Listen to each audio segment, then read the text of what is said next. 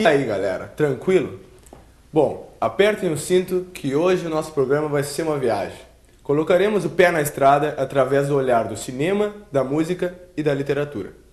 A curiosidade expressa de hoje será uma conversa com Leandro Stevens, que trabalhou como barista na Europa. O nosso filtro literário desvenda as páginas do livro On the Road, do escritor Jack Kerouac. Você também vai curtir um som dos Rolling Stones tocando a música Route 66 num show ao vivo. O nosso filtro cinematográfico pega carona com Billy e Wyatt, os aventureiros do filme Sem Destino, do diretor Dennis Hopper. E ainda hoje você confere uma reportagem com caroneiros de Santa Maria, expondo algumas dicas de como ter sucesso na hora de pegar carona. Tudo isso agora, no Expresso 21.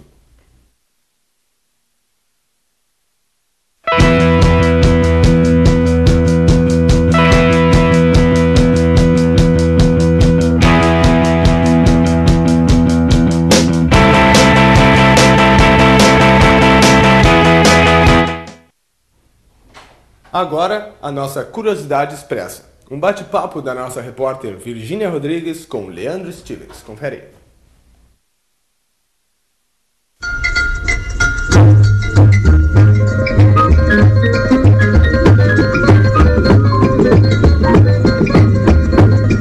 Way down among Brazilians, coffee beans grow by the billions, so they've got to find those extra cups to fill.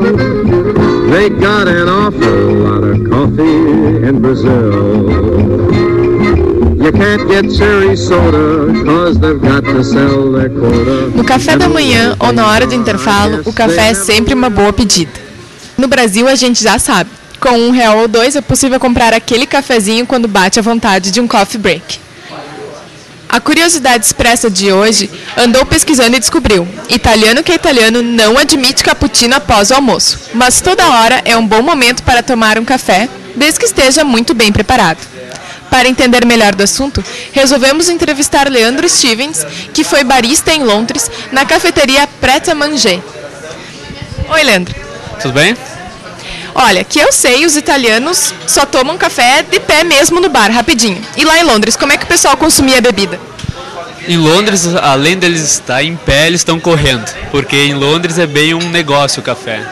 Então, como eles estão indo para o trabalho, eles estão saindo, voltando para casa, ou estão no horário do almoço, que é um tempo muito reduzido, é diferente do Brasil, que para aquelas 2 horas, vai para casa.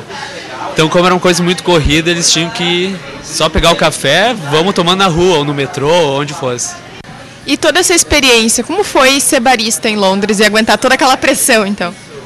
Foi bom, né? Tudo na vida é aprendizado, né? Mas foi interessante, principalmente para ver a diferença do cultivo do café, né? Existem vários tipos de bebida do café. A diferença principal reside no modo do preparo, ou é nos grãos, ou é os ingredientes. Por exemplo, existe café macchiato, café latte. Qual a diferença entre essas bebidas?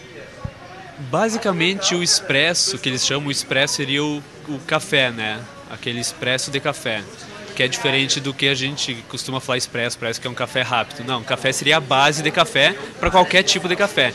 E a grande diferença estaria então no preparo do leite, que aí tu vai fazer um café mais líquido, um café mais, sabe, mais encorpado, mais tranquilo. Então, por exemplo, o cappuccino ele tinha que ser um café bem leve. Ele podia pesar até 180 gramas, um copo de 300 ml. Enquanto que o latte ele tinha que ser quase puro leite, então ele chegava a 250 gramas. Então essa é a grande diferença. Quais são as condições ideais de conservar o grão ou o pó do café? Eles tentavam, na hora de secagem do grão, colocar umas frutas junto, para que ele viesse com um aroma um pouquinho diferenciado da concorrência. Mas quando ele chegava para nós, ele chegava sempre em sacolas de 1 quilo a vácuo, e nós tínhamos que utilizar ela toda naquele dia. Abriu a sacola, utiliza ela toda. E aí manter um lugar arejado, né? Não exposto ao sol, não exposto à umidade. Mas o maior cuidado também era em relação à máquina, para que ela não... todo o preparo que eles tiveram com o grão do café antes, para que não, na hora da máquina, passar pela máquina, ele fosse por água abaixo. Eu ouvi falar também que tem certas cafeterias que demoram uns 2 dias para lavar a máquina do café, porque diz que conserva um sabor melhor, assim. Lá eles faziam isso também? Mais ou menos. Ali a indústria, a organização, ela desenvolveu um tablete, que era o tablete mágico que eles chamavam. Que tu colocava aquele tablete, ele tinha que limpar toda a máquina, do modo bem rápido, porque quando tu fecha a loja, nós tínhamos 1 hora para fechar toda a loja. Bom, vamos entender então como é que funciona um pouquinho dessa máquina que nos fornece uma bebida tão gostosa. Leandro, explica pra gente como é que funciona tudo isso aqui. A diferença básica é que aqui ele tem contato com o pó, né, do café, depois que ele é moído. Nós não tínhamos esse contato. A máquina ela era muito cara para fazer esse trabalho por nós. Então, isso ela fazia automático. Nós só escolhíamos se nós queríamos o café descafeinado ou o café normal. Nós colocava o copo, a porcelana aqui, enquanto isso ela preparava, porque não pode pesar muito, ele tem que ser o café mais forte. Então, o leite não pode ter tanto o gosto do leite, tem que ser mais do café. E se é um latte, por exemplo, nós só tínhamos que esquentar ele, porque ele tem que ser um café pesado, como o próprio nome diz, latte significa leite no italiano, então ele tem que ser bem o gosto do leite e alguma coisa do café. A diferença básica então é que a gente não tinha esse processo do pó, a gente só deixava ela fazer automático e nós escolhia o café, descafeinado não, e ela tinha mais um de água quente, que era para chá, que nós, como o bom inglês gosta de chá, nós tínhamos 6 tipos de chá. Então o chá era bem automático, nós só colocava e água quente mandava. Porque nós tínhamos 60 segundos para fazer cada café, senão nós tínhamos que dar de graça. E depois de fazer o café, além de medir a temperatura dele e pesar ele tinha que estar num tempo adequado. Só que 60 segundos era muito bom se fosse 60 segundos. Porque como a fila ela ia até o final da loja, nós chegávamos a ter 5 cafés na espera, nós tínhamos 30, 20 segundos para fazer tudo. Então a máquina ela tinha que cooperar bastante com a gente. E agora eu vou falar um pouquinho com o Didi, aqui do Senhor Café de Santa Maria. Didi, qual o horário de pico da cafeteria? Bom, o café, no caso, recebe clientela das 9 da manhã quando abre até as 9 da noite. Mas o pico maior em termos de café é logo após o meio-dia, que o pessoal toma muito cafezinho preto, né? Diz que ajuda muito na digestão. E mais no finalzinho da tarde no happy hour. Ainda mais agora no inverno, né? Antes de ir para casa, eles vão se esquentar aqui. Então o café que mais sai aqui é o expresso. Com certeza. O básico, o carro-chefe, é o expresso e seus derivados, né? O com leite, que é o pingado, ou o expresso mais fraco, que é o carioquinha. E há quanto tempo você trabalha como barista? Eu trabalho há 10 anos, vamos completar agora em dia 17 de julho desse ano. E aí, o que tu acha dessa profissão? Gosta bastante? É muito corrida?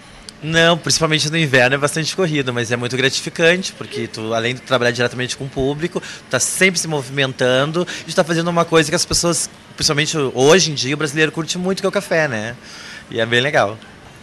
E agora, como ninguém é de fé, está na hora de fazer o meu coffee break. Até mais!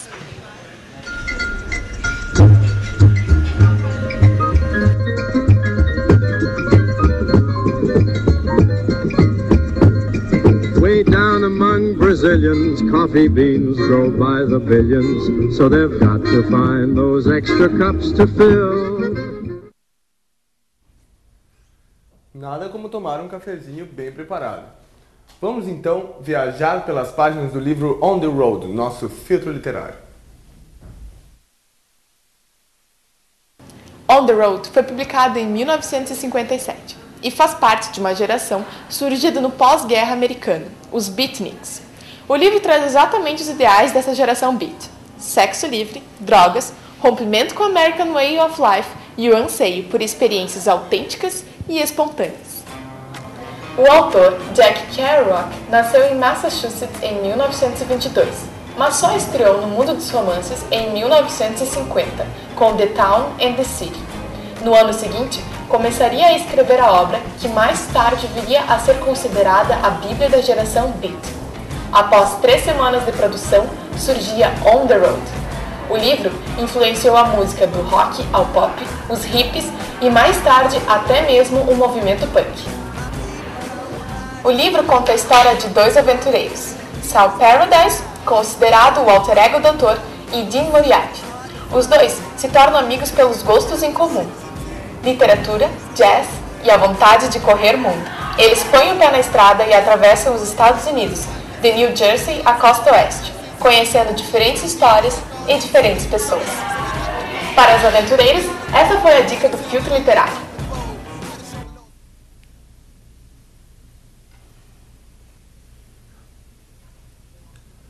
On the Road. um livro de grande influência para toda a juventude dos anos 60.